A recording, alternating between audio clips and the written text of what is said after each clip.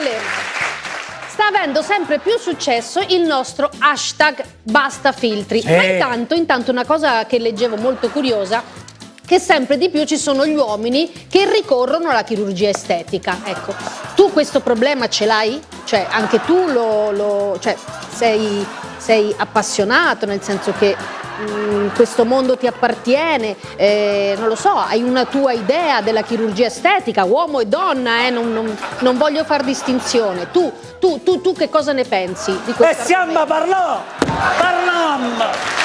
Signori, è vero, anche gli uomini ricorrono alla chirurgia estetica.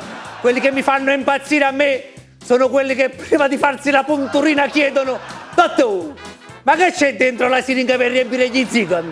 Acido ialuronico, e per riempire le rughe della fronte, tossina botulinica, e per le zampe di gallina che mettete? Il brodo di carne. Dottore, e se si gonfia un po', non vi impressionate, sarà una tortellina. Poi ci sono quelli che vanno dal dottore e portano la foto. Dottore, mi dovete aiutare, io vorrei essere come Jean Diamant. Qua sta la foto. Il dottore lo guardò dalla testa ai piedi e disse: sì, qua sta una foto.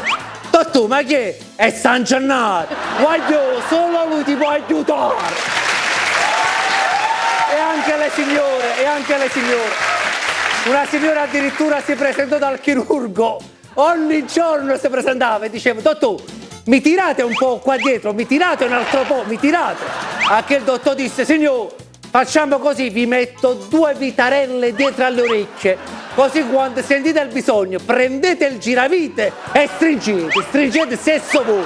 Mi raccomando, non esagerate troppo, altrimenti si tira tutto su.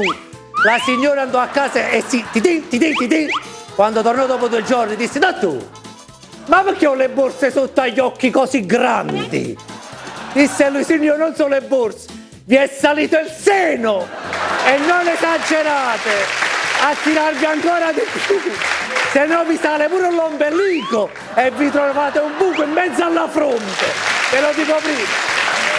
Allora, chi si vuole rifare, chi non si vuole rifare, ognuno può fare quello che desidera, quello che vi fa stare bene, quello dovete fare. Però ricordatevi, in ogni caso, che comunque in fondo ci sono sul viso delle piccole rughe, ecco, non sono rughe, ma piccole righe scritte con l'inchiostro invisibile del tempo.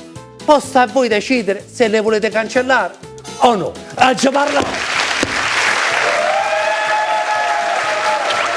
Guarda che ti ho messo il rossetto.